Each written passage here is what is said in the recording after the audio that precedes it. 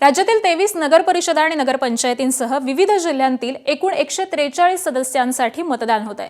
संध्याकाळी 5:30 पर्यंत मतदान होणार आहे। दरम्यान थंडीमुळे अनेक ठिकाणी सकाळच्या टप्प्यामध्ये मतदानाला अल्प प्रतिसाद मिळालाय, तर काही ठिकाणी ईव्हीएम मध्ये बिघाड झाल्यामुळे काही काळ मतदान हे थांबलेलं देखील होतं।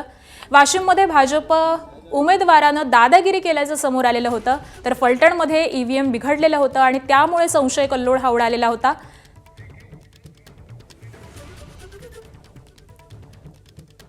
तरी वाशिममध्ये भाजप उमेदवाराची दादागिरी समोर आलेली होती। फलटणमध्ये ईव्हीएम मशीन बिघडलेलं होतं आणि त्यामुळे काहीसा गोंधळ हा पसरलेला होता। पुढे सिन्नरमध्ये देखील बोगस मतदार हा पकडण्यात आलेला होता।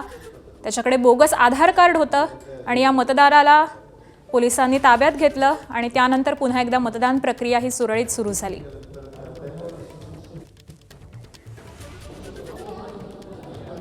बाळापूरमध्ये देखील 12 जणांच्या मतदानानंतर ईव्हीएम हे बिघडलेलं होतं।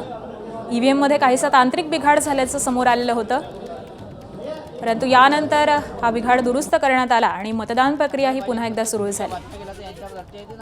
यवतमाळमध्ये देखील ईव्हीएम मशीनमध्ये बिघाड झालेला होता। जवळपास 20 मिनिटांनंतर हे ईव्हीएम मशीन सुरू झालं आणि या मतदान प्रक्रियेला सुरुवात झाली, परंतु तब्बल 20 मिनिट इथले मतदार हे तात्काळत उभे होते।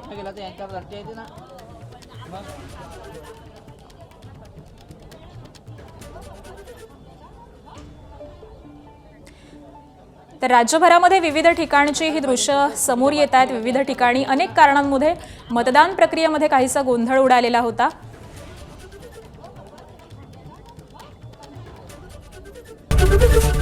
एबीपी माझा, उघडा डोळे बघा नीट।